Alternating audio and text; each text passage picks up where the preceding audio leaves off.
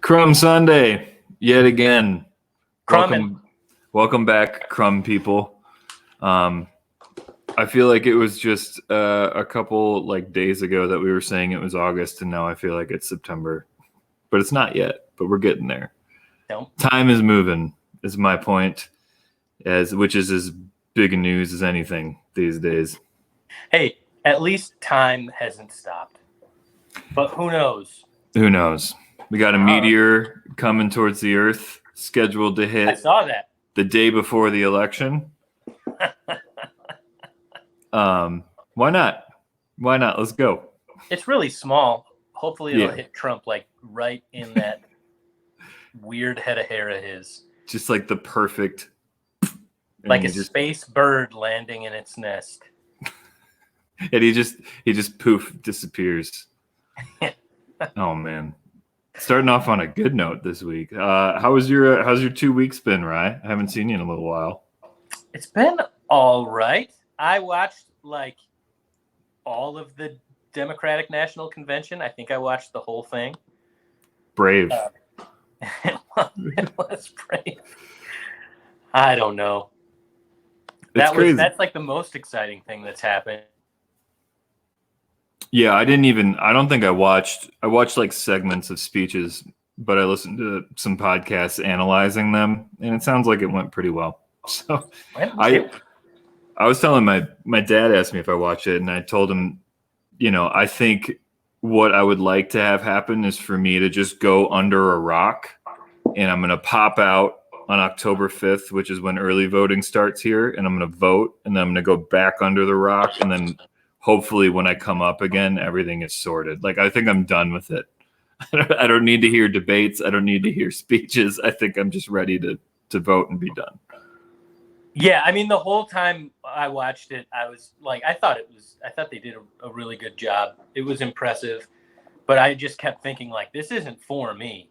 Right. I'm already on board. Yeah. I would vote for my 6-year-old nephew over Donald Trump right now. I think he has a better temperament. Yeah, exactly. Yeah. So it's you already got me. Yeah. I think that's the biggest thing I've done. I had some kind of interesting conversations about streaming shows. Oh yeah? Yeah. Tell me. Well, I think everybody's trying to figure out what's going on and make a plan. I mean, for the past few months, the word from everybody is we're transitioning to some streaming thing. That's true. But I still don't think people have figured out what that means. And I've heard stuff all over the map. I've heard, there are a couple of venues that are starting their streaming programs soon. Some are already underway. And there's some trying to figure it out. And it left me with more questions than were answered. I think there's some that I'm pretty excited about, like the Hideout in Chicago. Made an announcement that they've been streaming stuff, but now they are gonna charge for it, and they found a new platform. And they're doing like a monthly subscription option on top of individual tickets, right? Yeah.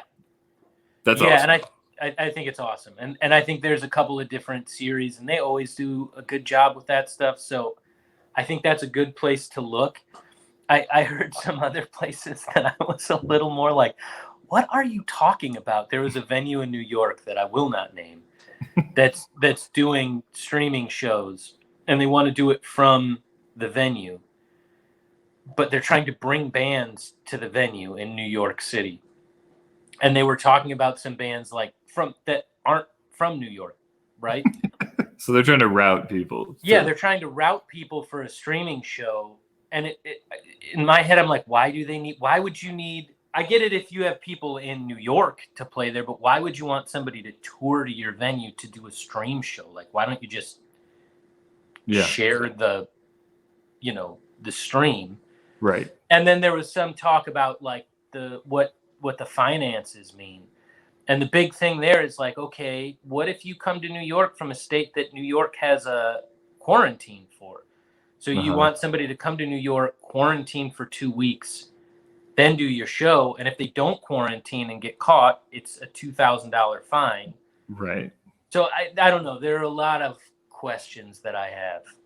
Well, I think like I understand like the venue needs it to be the venue, right? Like it doesn't really make sense for a venue to say we're going to live stream, like an Iowa venue to say we're going to live stream Ryan Anderson from his house. Like why is the venue even there? You know? So I understand wanting it and controlling the audio quality and the video quality and all that. But yeah, you can't route people through. But it is interesting in that we kind of talked about this with Chris Wiersma. Like, I think going forward, it's going to just be a permanent part of shows where I think most venues are going to have a live stream option to sit at home and watch, and you throw in $5 and or maybe you have a monthly membership and you can stream any show the venue wants. I think that's cool. But the thing that struck me about like the Hideout, like you talked about, I posted a link to the Timeout article in the comments. It brought up this idea that it's so much about the culture of the venue. The Hideout has the kind of culture that they could do a bingo night live streamed and people will do it. Whereas like half the venues I know I play at, if they tried to do that, people just probably wouldn't play bingo online, you know? So like these venues that have built a strong culture, which are definitely ones that people are worried about going away, maybe can, you know, capitalize on that strong culture and do little things that are low cost that can drive some revenue for them. And I think they're curating it really well too. Like I saw that Kelly Hogan is going to do something with songwriters on there, and there's some stuff that sounds really cool. The other question that I had, aside from the Hideout thing, when you were what you were talking about with, you know, this being something that's going to be a permanent fixture now, it raises a lot of questions to me about how the publishing or the royalties, mechanical royalties and stuff for some of this will work. Because I've seen some things where places want to own the stream, right? So you go to some venue, you play a show, they stream the show, you get paid for that, but then that concert footage, they own it. And then they'll do what they want. Now that happens with some places now with some streaming platforms, but this becoming something that's kind of like all over the place. I kind of wonder how it's going to work. Because, like, let's say you go to some theater and you're part of their series. They shoot your concert and then they own that and they put it up on YouTube and they monetize it. Sure. What does that mean for you, like as an artist? Right. And what does that mean for those royalties? I don't know. But, you know, like BMI and ASCAP and stuff, now there's the live component part where you're collecting royalties from your copyrighted material that's played live. What happens from those shows that are then monetized online? Right. No, that's a really good question. I mean, it would almost seem like you would have to have a new or part of the contract. You know, I mean, even now, as part of contracts, even if venues don't always do it, there's usually a clause that says they have the right to record it and they have the right to broadcast it. And I would think that most artists probably just cross that part of it out. Or vice versa, the artist will say, you don't have a right to record this or whatever. Right. But it is interesting, like if it's just going to become part of it, it's going to have to be something that's kind of like, there has to be like a normal agreement to it. A common occurrence where it is an industry standard that if we put this video on YouTube and it makes a certain amount of money, that the artist would get a percentage of it. Or more likely, the venue will probably just say, we're going to put this on YouTube and you don't get any money out of it. And then it'll be up to the artist to push back, right? Right. And my question is, what happens then when every venue's doing that? Right. And how do the publishing and the PROs respond to that? That's a good question. And I think there's a question about control of that too, right? Like, I don't know if I want every show I play on a tour to just be posted.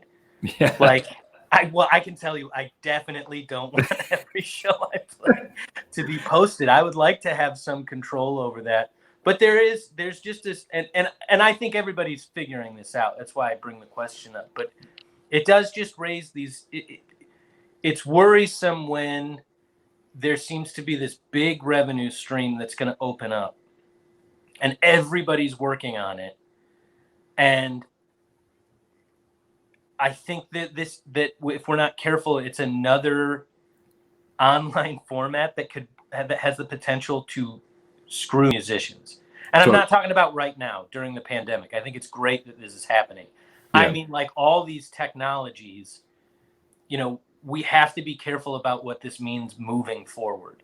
And I think we have to be really conscious of, if this is something that's ubiquitous in touring now, we have to be like really protective of, what we do and how we do it and who's making money off of it. Right. Absolutely. So do you want to try like some high-tech crumbs techiness? Yeah. I fixed my computer issue. Let's see it. Let's go. Do you think we can like switch? Let's find this out. This is really exciting. This is very exciting. High tech. The old 1, 2. Ryan? Hey. I'm going to ban your other one from the studio. Oops. Yes. Oh. Speaking of terrible new technology, there we go. We got it figured out. That was very exciting. That was exciting. That was a crumbs first, ladies and gentlemen. I just had a couple. I mean, we don't even really need to talk about it, but I wanted to bring up that New York, for some reason, is banning ticketed music in bars. As if, like the one way that you can actually guarantee that not too many people come into the bar is by selling tickets. And they're like, no, you can't do ticketed music events, which seems like a backlash from the chain smokers. That is one of the many. Their legacy is getting ticketed events banned. That was the only other thing. It's so weird seeing how much in this COVID era, people like to pretend that they're doing things to fix one of the problems that exist, but they're not. In Chicago, there was a thing that closed bars that didn't serve food. Right. So they're like, we see the numbers going up, so here's what we're going to do. If you're a bar that doesn't serve food, you're closed. But right. If you're a bar that serves food, you're fine. And I'm sitting there wondering, like, how does that help? And that's the same thing. I mean, okay, so you're not going to do ticketed shows. That's not going to stop people from doing anything. No. That's going to stop people from selling tickets. You started with that, like, food thing. You just started seeing bars being like, there's a mandatory minimum of buying 2 hard-boiled eggs, and they're $1 each. And you get $2 off your first drink. Or like, I was talking with some of our past guests the past week when I saw that article, and it was like, okay, so you guys, you don't need a ticket, but you have to reserve ahead of time, and your first drink is $25. Like, okay, there we go. We worked around it. It's wild. It's crazy that I think that these like restrictions for the sake of restrictions are just kind of comical when they're not actually. There's no science that says that if you buy a ticket, you're more likely to get or spread COVID. Come on. If you're going to let a restaurant be open, why can't you sell 10 tickets, 25 tickets to a concert? Well, and it's kind of like you said, for any of that. I think the funniest thing about it is there's a way to do it where you said it, where that's a control that you put in place. Right. Like it's you can. It's a barrier. Okay. Well, read up about that. I posted a link that kind of explains what they were thinking. I mean, I think the interesting thing is that there are all of these small changes happening, and I really do think that it is going to change the concert landscape going forward. Even this stuff about ticketing shows, how shows are ticketed, when you see about how people have been struggling. I talked to our friend Andre Perry, and we were talking about kind of the Witching Hour Festival and some stuff for that, and we were just catching up. Friend of the show, and Friend of the pod. He told me that like the biggest thing that he's dealing with right now is just kind of dealing with tickets, dealing with refunding tickets, dealing with how people want to look at the money for tickets, whether they want to donate it or just postpone. I think that there's, with the streaming stuff, with how people have gotten hammered on tickets, with weird laws being passed in New York, I think we're going to look at a lot of things differently on the other side of this thing. I think you're absolutely right, Ryan. I would almost say that that's the point of this whole show. Oh my God. Speaking of thinking about things deeply. Yes. Our guest today is a real deep thinker. He's a doozy. Today we have, he's a jack of all trades, a raconteur, some would even say. But Matt DeWine owns and operates Pieholden Sound Suite's legendary studio in Chicago, Illinois. He also is a record producer, an engineer, a live sound engineer, and today's Crumbs is also brought to you by his coffee company, Skylight Coffee. Absolutely. Fueling musicians' rage since 2020. But let's bring him on, ladies and gentlemen, Mr. Matt DeWine. What up, homies? Good to see you guys. Thank you for having me on. It's been a lot of fun listening to you every week and getting angry and yelling at my phone. And now you guys can hear me yelling. Well, what are we yelling about today, Matt? How's things in the recording world? I get a lot of work offers. My studio is not open currently because I'm old school and I like to lay low during deathly global pandemics. That being said, we all know a lot of musicians that are sitting around writing the old songs. So I'm trying to facilitate in every way I can while keeping a safe distance. So it's a juggling act per usual, and there's no money in it. So it's the same old, Brian. Music business is chugging along as it used to. That's awesome. There's so much I want to talk to you about, and I'm going to ask you some questions that I know the answers to. So don't yell at me. We've talked a lot over the years, Ryan. It's always good to be hanging. But I don't know. Aside from, I don't even, before we even get into this pandemic stuff, can you talk to us a little bit? I think you're the first studio owner and operator that we've had on Crumbs. But I love your studio. I've worked there a few times on a couple of great albums. Can you talk a little bit about Pieholden, how you came to Pieholden, the story of Pieholden Sound Suite? Sure, yeah. So Pieholden Suite Sound was started by the late Jay Bennett of Wilco fame. Studios moved around a lot over the years. When Jay had it, it was just wherever he had that pile of gear in the corner of whatever warehouse, loft, practice space, college house that he had, and that was just kind of his evolving studio. And then it was at the Wilco loft for a lot of years. And then when he left Wilco and the Wilco loft, he kind of got his own studio going. I was a 20-year-old that just moved to Chicago that loved recording back in an era which may be hard to believe, but nobody was really interested in recording back then. So we were kind of a rare breed. So when, other people met other people interested in the dark art, making wonderful records, you let them in the door, you let them wrap some cables because you knew your next intern might not show up for a couple of years. So I got my foot in the door working with Jay a long time ago. And then, I just kind of tried to continue to carry that torch of running a great studio, making great records, and taking accountability for music and investing yourself on a level that we know what it takes to create good art. Yeah, I mean, one of the things that I love about your studio is that it's definitely your studio and it's, you have a sound, it's also keeping his legacy alive in a way and using so many of the things that, he found and, I don't know, you juggle that really well, if you know what I'm saying, that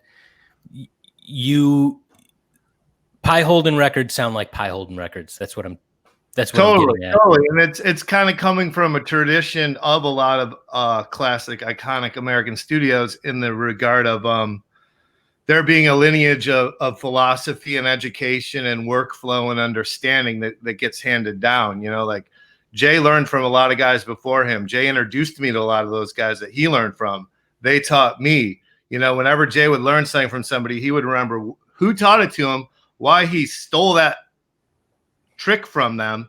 Then he would teach you the trick. Then he would make sure you knew who he stole it from. And like I said, when I say like pre-internet and everyone thinking they need to be a record producer and own $50,000 worth of recording gear to create shitty demos in their basement, you really had to have an affliction to want to go into this and to be interested in enough to get past the litmus test for anybody to teach you anything. So it was just like by design, like it wasn't very appealing. There wasn't endless people knocking on the door. So when you were dumb enough to want to be a part of this, like I said, these people would bring you in, and then you had to spend a lot of years learning the culture. And then just, and you guys have been around for a long time, just like sitting in a room full of musicians and not saying something dumb. Yeah. Like here's your first test. Can you be here for an hour and everyone in the band not, want you to leave? Like, well, just being from a culture, right. And knowing how to behave in that culture. And I think that, that's still important and takes time to just be let in that club and just find your way around and find your footing. You taught me a really important lesson about that, which was no percussion in the control room. I don't make the rules. I just enforce them. Okay. You got a fucking good tambourine idea. That's incredible. But we're doing that during tambourine time, and we're going to sit down and you're going to explain the tambourine part, not play it in the control room while I'm doing something that's not tambourine related. That is like perfect, because the studio out here that I record at, I've recorded always at Flat Black Studios, has a bucket of little percussion things right next to the couch, and inevitably somebody has to be told to shut the fuck up. Well, I am familiar with Flat Black Studios. It looks like there's a lot of very cool gear out there, and that owner must be a psychopath to keep the percussion box in the control room. He is certainly a brand of psychopath. That being said, I had a piano in a control in one of my earlier spots of the studio, and never again will I have a piano in the control room. You guys want to make a bet and win it every time? Have a piano in a room and a musician in a room and be like, I bet you $100 this motherfucker goes up and plays this piano no matter what. Especially if they don't know how to play the piano. And the irony being, it's not like, we're working on a song all day and then the bass player goes and plays the piano that's in the control room. He doesn't play the song we're working on. He doesn't even play it in the key of the song we're working on. He's just playing a piano, because guess what? Musicians just got to play music, guys. Sound check. Oh, wait. Are we sound checking? Yes. Is there house music on and you guys should shut the fuck up? Yes. Are you going to noodle on your guitar loud as fuck? Yes. Oh, are you not even going to noodle in the same fucking key as the house music? Yes. That's amazing. I saw a meme the other day. You know how like people will like put a cardboard sign in front of their dog and it's like, I ate the garbage today and then threw it up in the bathroom. It was like a drummer holding it. It was like I kept playing drums while everybody was trying to tune. And I was like, that's perfect. There you go. Same thing. He's got to touch them. If you got drumsticks and you're sitting at a drum set, you got to touch the drums. Yeah. I've gotten good over the years at either really, really putting people in their place over it or being friendly and making my point. But either way, it's like, hey, we all got a job to do and we all want to play music and we just got to we gotta do it when that time's right. So tambourine overdubs or, noodling on your guitar. There's going to be a time for that. And it's going to be when it's time for that, not when we're listening to something else and doing something else. Sure. Yeah, it's kind of the greatest thing ever. And I feel like this came with age a little bit. But when bands realize that they don't all have to be at the studio for everything and don't want to, like some of the guys that come in, the ringers that come in and they play their part and they're like, okay, see you later. There's something about that sometimes that's like, oh, really? Yeah. Awesome. They're like, yeah, I played you the part and I gave you an extra. If you can't figure this out, there's nothing I'm going to do for you, you know? Right. Oh, I was just going to sit on the couch and just like, play along. But so Yeah, exactly. I digress. One of the things that you kind of talked about in there, and there's something that I keep thinking about, which is that there was a period back when in the early 2000s, it feels like, where people stopped going to recording studios as much, where like home recording became like a big thing. And it would be the story on MySpace, like, this band made their record at home and it sounds like shit, but they're great. And then everybody was talking about, they called it lo-fi, and it wasn't really lo-fi. That's not what lo-fi means. Like, whatever. Anyways, it seems like there's another wave of that happening right now out of necessity. Like, I think the sales for people doing home recording or buying home recording equipment went way up. And I think that it's great that people do stuff at home, but one of the things that I always think about at Pieholden and kind of what we're talking about is that when you go to a studio, you're working with somebody and you're working with this gear to achieve a sound that you can't get on your own, or that you wouldn't think about on your own. And there's so much at Pieholden, like, I can't think of how many times you and I have used that old white PV amp for the weirdest things, including that Hofner bass, or how many times I've been working with somebody, and I've done it myself on a home recording that's using like a Mellotron patch or an iPad patch that's like, oh, these are the real tape rules. And I've done it, but when you go play a real one that's kind of dirty, it's like, oh, that's the thing. That's the thing that I want.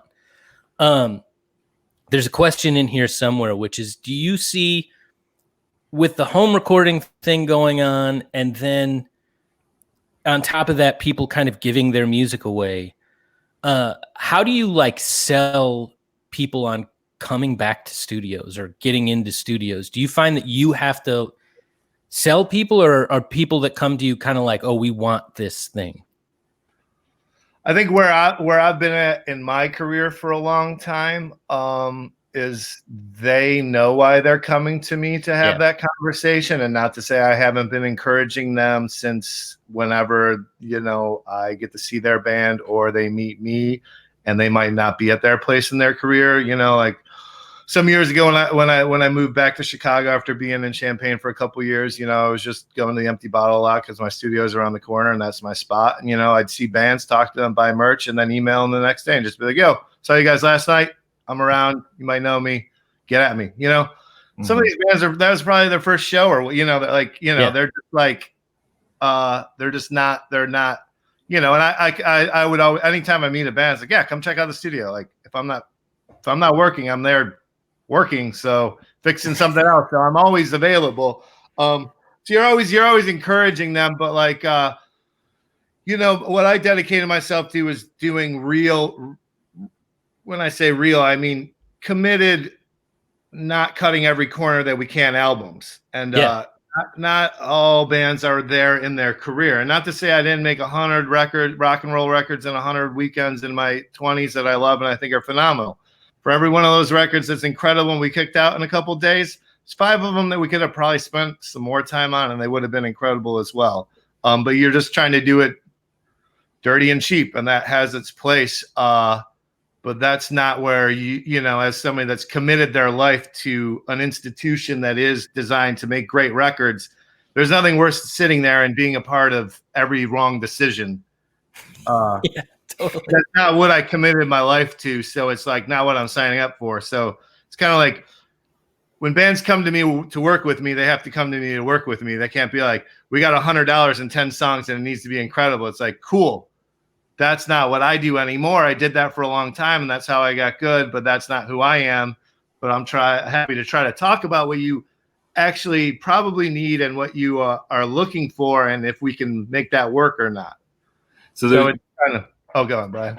No, that's awesome. It kind of leads to a question that there seems to be two different kinds of engineers. The ones who are just like, it's your record, I'm going to do whatever you want, and I'm not going to give you any opinions or anything. And then there's the ones who are maybe like, yeah, why don't you try this other amp, or like, why don't you do another take? You know, the Flat Black Studios engineer is famous for saying, it's your record, man. You know, like you're not paying me to have an opinion. You're paying me to capture the sound. What's kind of your approach to engineering if somebody's not explicitly asked you to produce the record? Well, I mean, that's where Chicago gets weird because we don't somehow have record producers in this town, and yet records get produced every day, but nobody's getting fucking producing credit or producing points, or that conversation's not even happening. I think there's a very famous recording studio and engineer in this town that established that theme some decades ago, which is cool. I love Chicago rock. I love if your band can play, you guys bring a 6-pack and a carton of cigarettes and knock out the jams. That was how records got made in the 90s. That's one of the reasons I moved to the city. And I love that type of music. That's, and that has its place. But when someone comes to me to record, the assumption is they're coming to me to work with me based on previous albums. And the only way that I think they're going to be happy with the outcome is if I'm happy with the outcome. And the only way that I'm not happy with the outcome is if I take accountability for it every step of the way. So when you talk, when we talk about engineers, they're like, you're a record man. It's like that seems like a convenient approach in that how do you keep clients, or how do you keep your clients happy when, like, basically musicians' lives depend on them making the wrong choice every day, and somebody has to help them. True.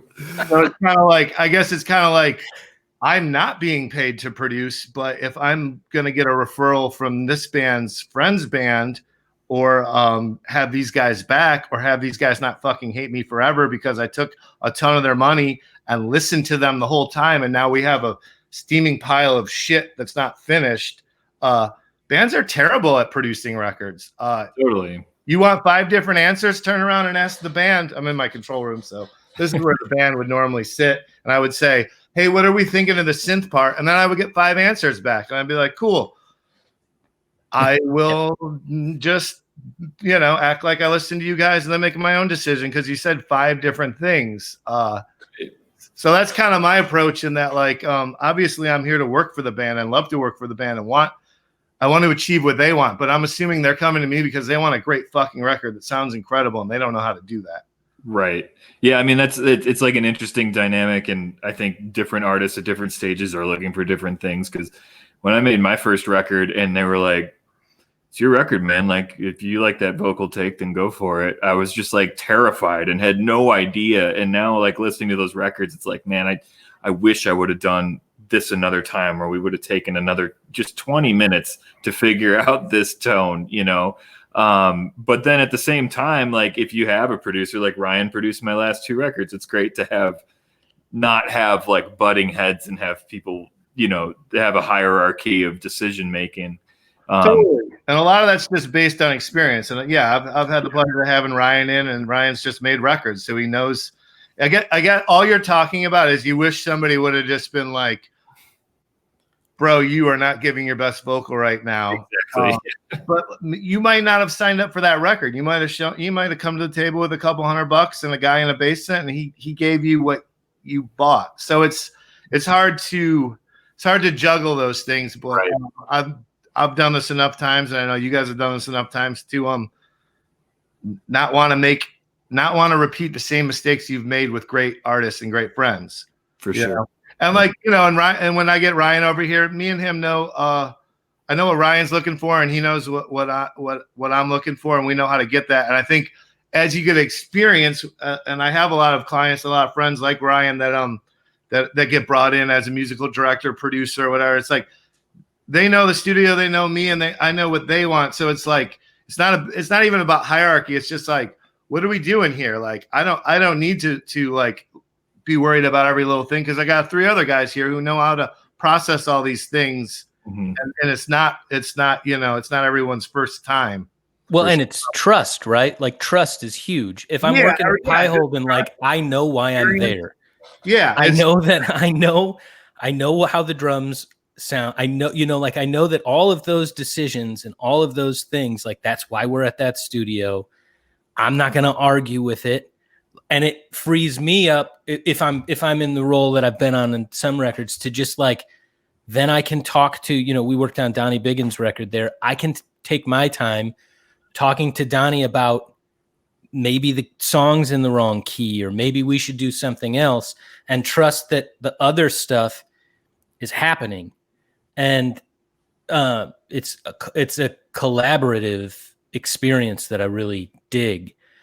And it seems like kind of what you were talking about with, it's so weird making records in this environment where I think sometimes bands go in and their idea isn't to like utilize the studio, or they don't know how to utilize the studio.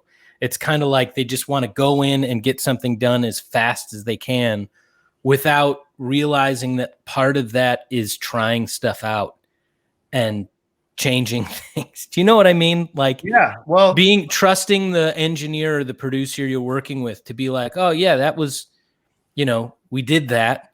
Now we're going to try it this way. And that's not wrong. It's not, I've talked to a couple people who have been doing home recordings, and this isn't a knock at that at all, but they seem to spiral out and get stuck because they're just endlessly trying to fix something or do it again or change something and, like constantly tinkering with it. And in my head, I'm kind of like, well, that's one of the, for all the other reasons, that's a great reason to go to a studio with somebody you trust, because they can stop you from doing that. Yeah, totally. I mean,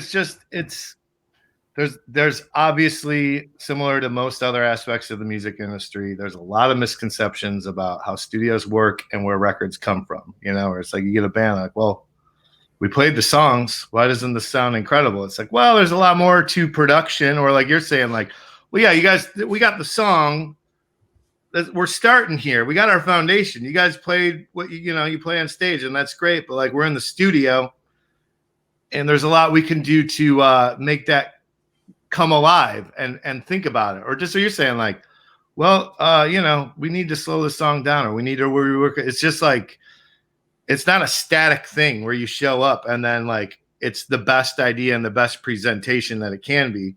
And when people like me commit their entire life to a space that is designed to explore those parameters, but also just record well, it's like, we all know people with good rigs at home. We could call any of them right now and be like, I need a mic on a guitar amp and I need you to play this. The odds of that coming back, happening in an hour and it working, I've mixed a lot of records done at home. It just doesn't matter. You just, unless you are like an actual engineer and you just happen to have a home studio, not like a big studio, it's like, musicians are terrible at figuring out technical stuff. The amount of times I troubleshoot a guitar player's pedal board at the Tonic Room where I worked for many years, it's insane. It's like, you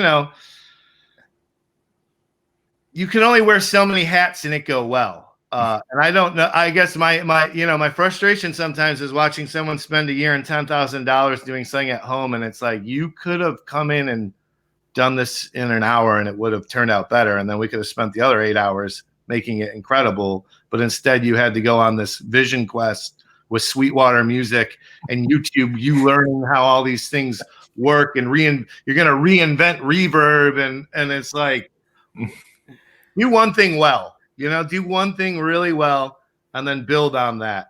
And I think that's where the disconnect, I mean, the reason I do this is DIY, is my parents let me put a studio in our basement when I was a kid. So it's like, I get it. I get the aesthetic. I had a DIY label, but also now it's not like there's not major labels. You don't need $1 million to get into the best studios in your city. You need some money, but it's no more money than buying a bunch of junk from Sweetwater. But why would you want to, try to teach yourself acoustics from scratch, And I think we can probably segue into how terrible live streaming shows have sounded. and Sure. how it's just that's the future. Like, this is what we're working with. Like, okay. Yeah. It's a really interesting problem, and something that the DNC has actually brought to mind for me is like, I was thinking about doing a fundraiser for Cedar Rapids relief. We got hit by a storm, and I was up in Cedar Rapids, and it's brutal up there, and people are trying to put together an actual in-person concert up there.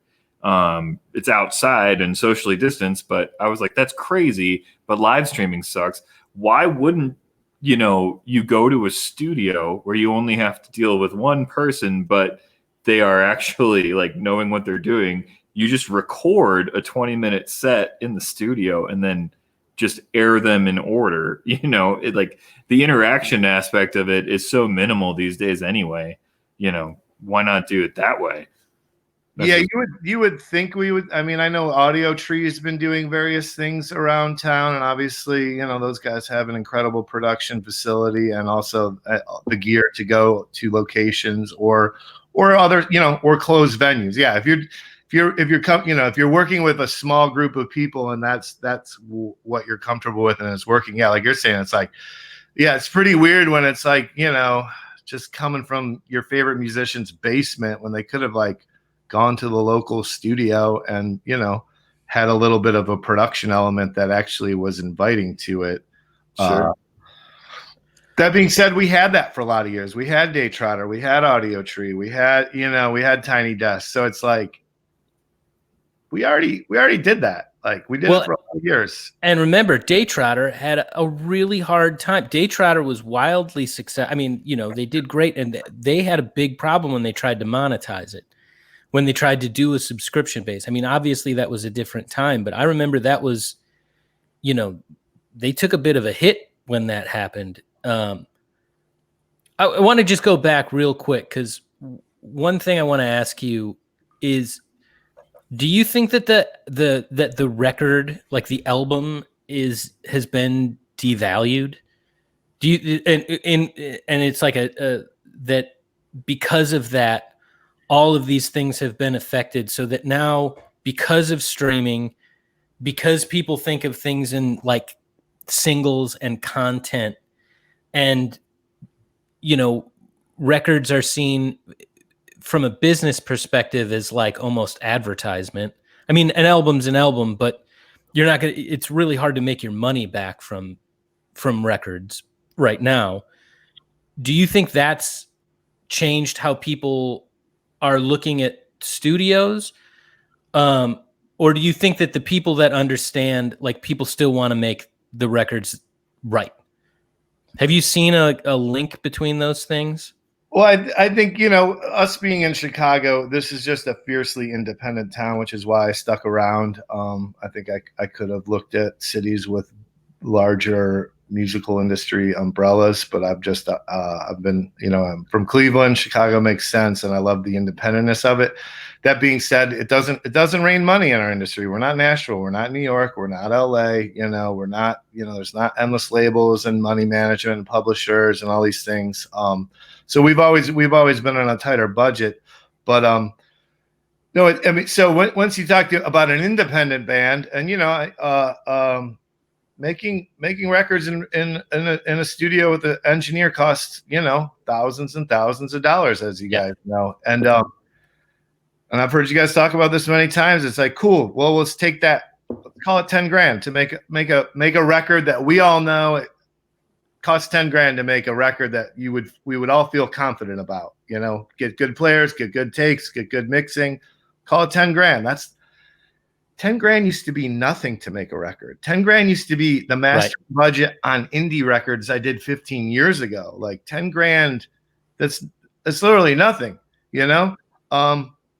That being said, you used to be able to sell a CD for $20. All of us, in the early 2000s could sell 1,000 CDs. If we were in a band, in a highly functioning band on a tiny label, selling 1,000 CDs over a year wasn't like, so like right there, you're on an economy of scale where it's like, yeah, we're gonna make a small indie record for some thousands of dollars, and then we're gonna press some CDs, and we're pre-streaming. It was like playing shows, you're selling CDs. That CD's all profit.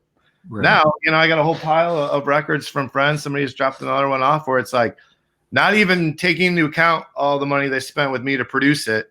Then we had to have our mastering guy cut the vinyl. Then we spent thousands of dollars pressing the vinyl. So suddenly you got a friend standing there with a $20 vinyl that costed them $15,000 to have this piece of vinyl that'll be under their bed for a decade, right? Mm-hmm. And they're trying to say, do you want to buy my record for $20? And you guys are sitting here saying, I pay $10 a month to Spotify and I stream all music ever. Yeah. Well, how do you? It's not even a conversation. Why would it take all ever cost $10? Yeah. Whatever we're holding here is a scale of economy that doesn't matter. Right. There's just no conversation. Yeah. Granted, the flip side of your conversation, Ryan, if we were in non-pandemic times and you're like, got a new record, I'm really confident about it. We know what we would do to make a great record. We'd put some money in it, but then, like you guys always talk about, then you'd press it, then you'd hire a publicist, and then you get on the road, and that record would lose money.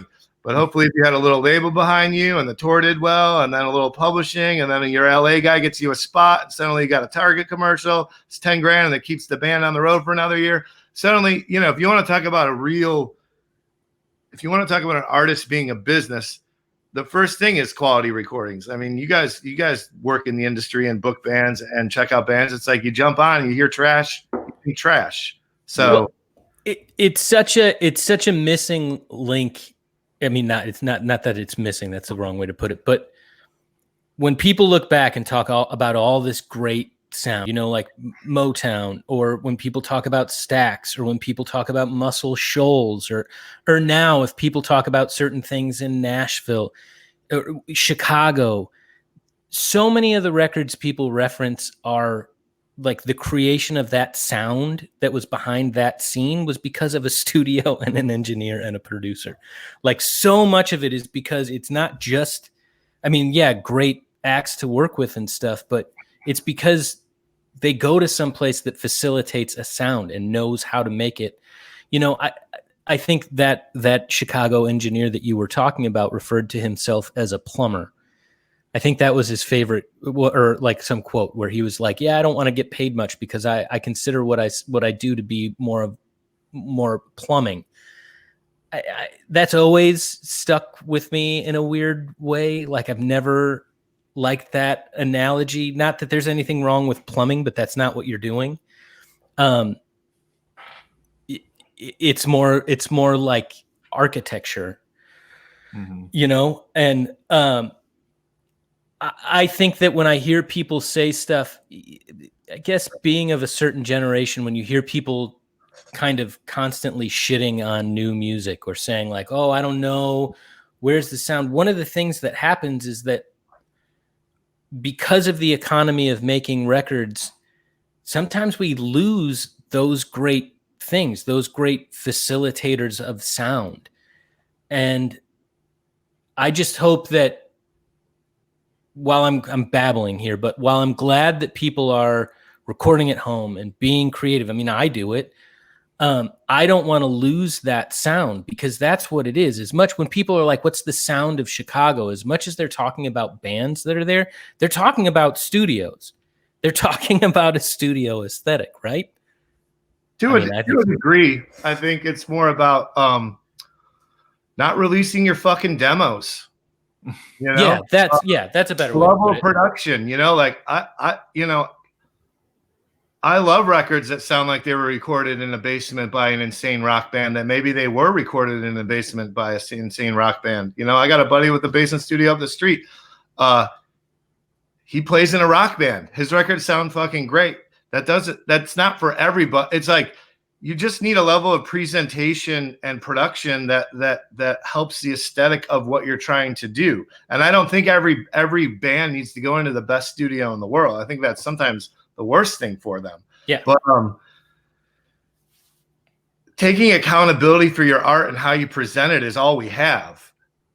So to watch somebody just kind of flail in GarageBand and then like put that on the internet and then wonder why they don't have a career, it bums me out, to say the least, because a lot of times these are very talented people doing that. That's a much better way of saying what I was trying to, because I think about like the Elephant Six Collective, right?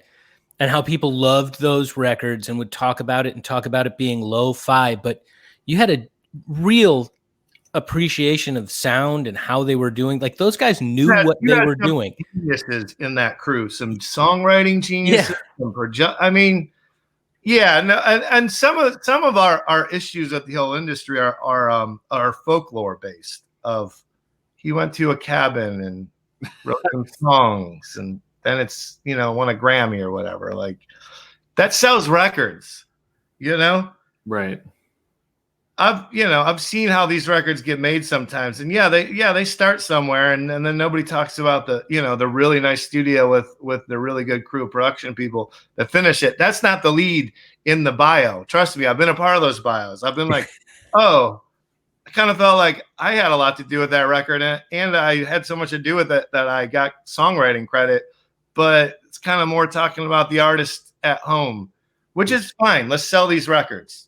Let's make this music get out there. But there's a fantasy about it that's very alluring to musicians that I think they get caught up in. And if they spent some time in a normal studio with someone that just cares about their songs and their production, I think they would suddenly understand there's a lot more to it than they want to believe.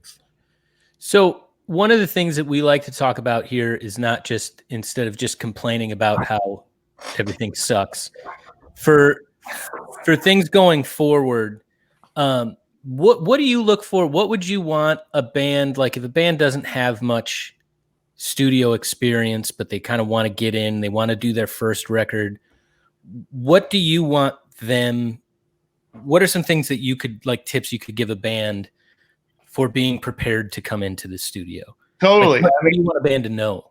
I mean, and let's be clear. I'm not like the top dog, like signed to a major label. Like I'm working with working class independent musicians who don't, who have to have jobs and don't get to play music and get, brand new guitars. So it's like, I'm not acting like my frustrations aren't steeped in musicians being ill prepared so much as the reality of living in Chicago and being independent artists. So that being said, a lot of what I have to say is just based on people that have jobs, people that can't practice 40 hours a week and show up. So granted,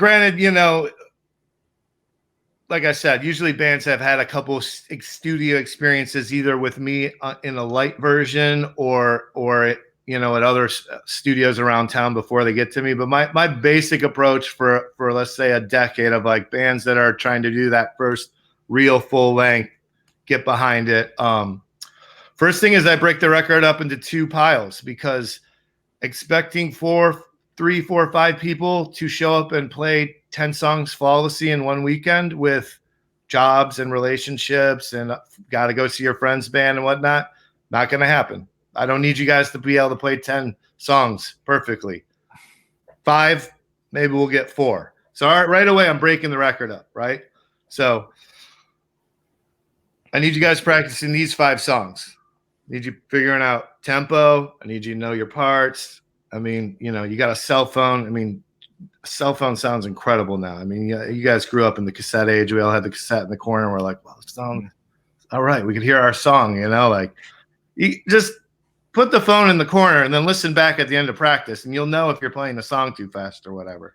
So that's the basics. Just like learn these 5, and we're going to start on these 5. And then when they come in the studio, then we're going to spend a weekend doing basics on those 5, which in traditional times of a band, drums, bass, guitars, little vocals, keys, live, trying to keep drums, trying to keep bass.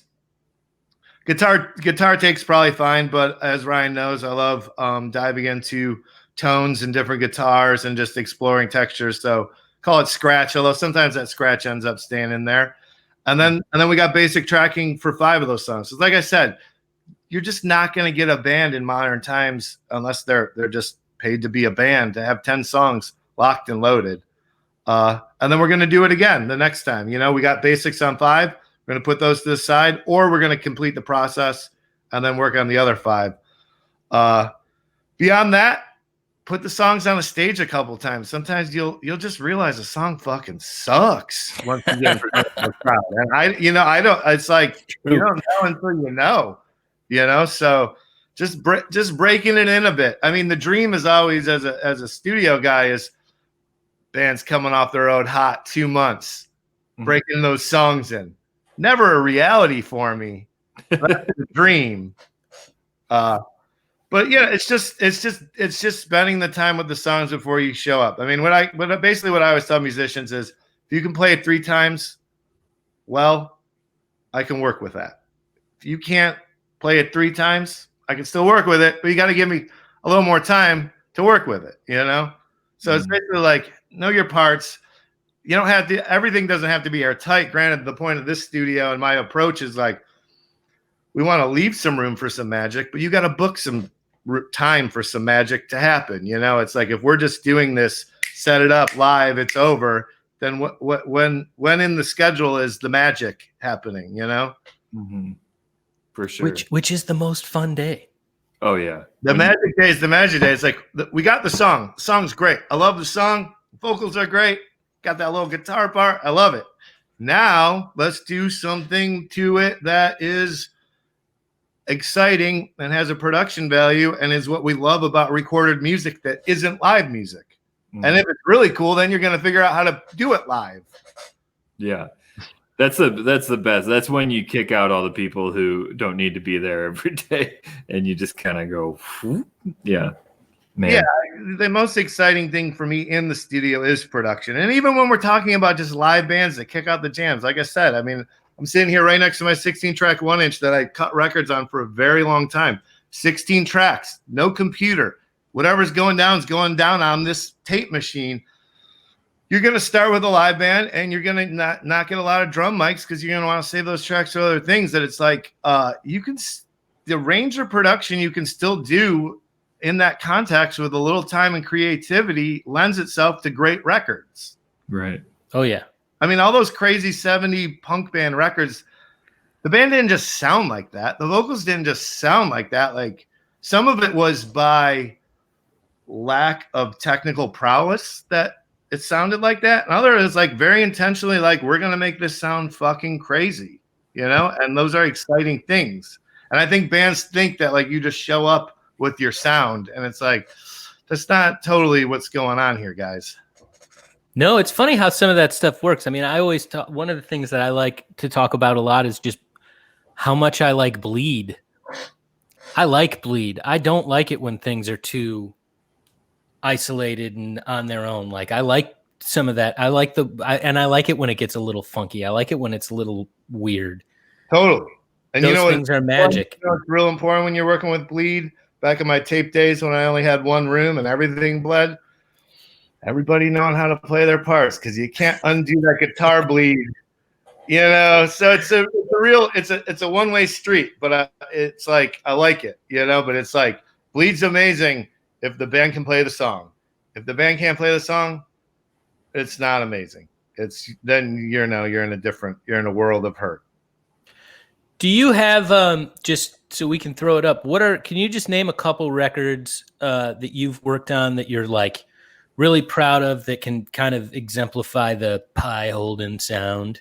Oh God, you're gonna put me on like this, huh? Yeah, I am. And which ones did you hate? What's that, Brian? And which ones did you hate? Oh yeah. There's nothing worse than people like, what are you working on? It's like, well, I know I've been working on stuff every day for 20 years, but I can't think of any of it right now. Yeah, totally. Well, me and Ryan got to produce our good friend Donnie Biggins, owner of Harmonica Dunn and Tonic Room. We got to do a great record with him that I think he always wanted to do. That's just very, very charming and classic in its production in a very, throwbacky Beatlesy 60s way. And we had a good time doing that. I worked with a great Champagne band named Santa for a lot of years. They had a really good run for a lot of years. And, they always let me dive deep with their production. My good friend who Ryan knows, Ben Clark, Quarter Mile Thunder. These are all artists that obviously are coming to a studio like this to that what Ryan's talking about. Find their sound, invent their sound, create their sound, and and explore the depth of the studio and the instruments, and know that I have the patience to sit there and explore with them. And when we talk about engineers that don't want to do that, those are the people that want you to play your song so they can make you sound good and then get to the bar. And I love doing those records too. But sometimes you want to get lost in some synthesizers, you know? Yeah. My old studio manager, Josh Dumas, he's got various projects right now. Yeah, I've had the pleasure of working with a lot of independent Chicago musicians you've never heard of that sound amazing. Those the Quarter Mile Thunder and Santa stuff is awesome. So check those records out, people. When did you start this coffee thing? Well, I'm drinking it now. It's delicious. I'm having some iced coffee myself. I'd been dabbling with the idea of getting into coffee for a while with my coffee partner, Billy Giannopoulos. He's a music industry vet as well. He has a record label called Rosebud All Day that's doing great things. They got some great artists, Wyatt Waddell, Manny 10X. But me and him both love music, and we both love coffee. It's really fun to work in the music industry selling a very expensive product that nobody wants to buy. It's also cool to have a very affordable product that people like to pay for. So kind of during we had been looking into opening a roastery for a while. And then during the pandemic, a close friend, my childhood friend who lives in Cleveland, her and her husband had just moved their coffee roaster, and they were going to get the ball rolling in Cleveland, but they lost all their accounts in Michigan, yada, yada, yada. I was like, yo, Billy, I'm ordering 10 pounds of the good stuff. This is during the pandemic, and I couldn't drink any more Folgers, you know? Billy's like, can you get 100 pounds? I was like, of course I can get 100 pounds. So like any good drug deal, it started with a bit of weight, and here we are months later. And, it's just, you got good coffee and you got friends working from home. It's just easy to keep your friends happy with the good coffee, you know? For sure. It's true. We always try to keep it somewhat positive here on Crumbs, but we also understand that it is important to the mental health and the ecology of the music business to bitch about bands and venues and how everything goes and how it's cathartic. And we were talking before the show about how, like you were saying, like you yell at the screen in agreement with us or with the frustrations of all of this. Why do you think it's so important for musicians especially and people who work in music to vent the way that we do? This is a really hard question, but like I've been thinking about it a lot, and I can't quite figure out why it's like musicians and teachers just have to vent constantly. I think it's because we're so committed. We're so committed to it. It's a disease and a sickness. I did not choose this. I don't think you guys chose this.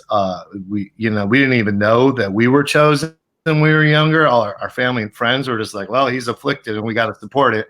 It's like, I've been looking back over the years. And it's like, why didn't anybody sit me down in my youth and be like, well, this seems kind of crazy, but when you're that young and that focused and that committed and you don't even know it, everyone else it's kind of like cult shit. They're like, well, this is happening. We can either support it or not. But I think it's our commitment and our dedication and our want for all the people that we love that are creating music to get to where they're going and not come up short and not watching them make the same mistakes that we have been a part of and watch people be a part of it. And it's just fun to talk shit about musicians because we love them, we fucking love them. And it's like their fate is the same as ours, so we're rooting for them. Well, there you go. A positive spin on my negative question. I'll never forget. I moved home from Nashville, and then I was out on the road playing guitar for this band for a number of months. Got back from that and was working on Donnie's record with Matt.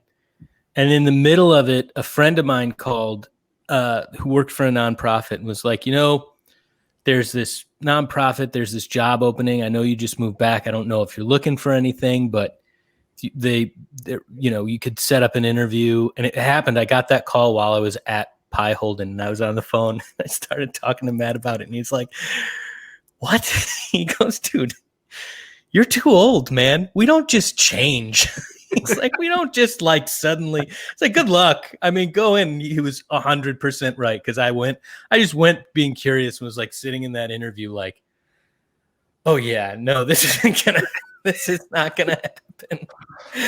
He's like, "Dude, you're in your 30s, man. We don't just suddenly like you're right. It's like it's a drug." And I think that 90% of the text messages with me and Matt are just jokes about lies bands tell setting up for shows. Yeah, it's all lies. We live in a house of lies. It's like, what's your input list? No, that's definitely not what your input list is. What time did you think loading was? Nah, you're fucking lying to me now. Yeah, and that's the other reason we got to just have a Guinness at the end of the night and laugh, because it's like, obviously we don't want to work in any other industry for a range of reasons. But we're just stuck with children. Yeah. Because we are children ourselves. Let's not act like, I mean, we get beers at the end of the night for free in most of our industry's corners. Let's not act like this is the hardest industry to work in. But no, it's what we're talking about. We want to make a safe and accountable place for everyone to share their art, and we were always trying to raise that bar. And the frustrations are just steeped in the comicalness of how lack of communication and people not being able to hit reply all is just like a staple in our life forever. For sure. Yeah. Do you think anybody's going to accept the pile of drink tickets I have in my desk when this thing ends? Oh, you're definitely just going to want to keep those in your wallet until the day comes where, like, just being in a bar with 100 people in a band on a stage is a thing. That is my favorite dirty look. My favorite dirty look ever is having a drink ticket in the wallet, but realizing that there were other drink tickets in there from other shows and not knowing which one I'm supposed to give to the place I'm at, giving them the wrong one, kind of getting this asshole. What are you trying to do? Yeah. Oh no, that's tour life right there. You just reach in your pocket and you just which color are we doing tonight here? It's like you get them, they go in the pocket. You're wearing the same pants all week. It's just like here's colored paper for my free drinks, please. Like who knows which color it is. Ryan, it's all PBRs in the end. That's so true. Brian, I wanted to ask you before we close out here. I know that Iowa got hit pretty hard last week. Mm-hmm. Can you just give a little update on that if people want to help out? Yeah, for sure. So for people who don't know, Iowa, specifically Cedar Rapids, got hit with the derecho, which is a storm that is extremely rare. The last one happened in 1998. It's essentially an inland hurricane. I was in Cedar Rapids when it hit. They're saying now that the winds ended up getting up to around 140 miles an hour. Basically, half the tree canopy is gone in Cedar Rapids. Tens of thousands of people still don't have power over a week later. The federal government's not helping out much. But there are some great organizations that you can donate to that I will throw in the comments. I'll throw some specific links in the comments. But as always, anything like Red Cross has been on the ground there quite a bit. You can donate to them. I'm blanking right now on all the organizations that are so good. But the people of Cedar Rapids need a lot of help. And it's going to be a while that they'll still need help. So if you're able to give, that's great. And I will definitely post those links in the comments, and I'll put them on YouTube and on Spotify and wherever else this ends up too. Awesome. Thanks for that update. And I just want to throw in, Brian, that I've had the pleasure of traveling the world many times, and one of my favorite places on earth is Grinnell, Iowa. Yep. And I always love Iowa, and Grinnell is just a happy place of mine. Yeah, it's awesome. It's a great community. They got hit too, so you can donate. I know. Like half their trees on campus. I mean, the amount of friends that I have that have been posting trees down in Iowa. It's like, well, I didn't even know you guys had this many trees, and they're all down. And it's been devastating to watch how bad it's been there. Yeah. But yeah, we lost 3 trees at our house here. We got really lucky. One of them took out the gutter and missed the house by about 3 inches. So we got lucky, but we've been going up and delivering food up there. Some great restaurants are just donating, 500 meals at a time, and I've just been hauling them up there when I can. So it's been really cool to see the community come together. But as always, money goes a long way. So if people are able to donate, that's great. Excellent. Well, thanks a lot, Matt. I miss you. Hopefully we can work on some records when this whole thing is done. I appreciate you guys letting me come on and do what me and Ryan do at the end of the bar after a long night. Just talk shit for a little while and know that we love this game. And I appreciate all you guys exploring all these conversations about what the future of our industry looks like. It's obviously easy for all of us to get frustrated and negative, but you guys are asking real questions. And even what you guys open the show with about, like, well, who's going to own this streaming stuff? It's like, these are all very pertinent things, because, like, obviously, sometimes we'll do something and it's like, oh, that's not going to be very big either way. But it's like, a lot of this stuff lives forever, and these artists are going to go on to be much bigger, and then suddenly, like, somebody owns something from a little webcast, and it's like, well, how is this going to benefit the artist? And these are the questions that we need to stay on top of, for sure. Well, thanks so much for coming on, man. Appreciate you guys. Get yourself some Skylight coffee. If you the Crumbs podcast. Our motto: stay home, drink great coffee. There you go. That's a good motto for today and for the rest of the year. We'll see you guys next week, I guess, right? Yes, sir. For next week. Okay, cool. Thanks, Matt. And thank you, Crumb Nation. Bye-bye. I gotta get my crumb. I need to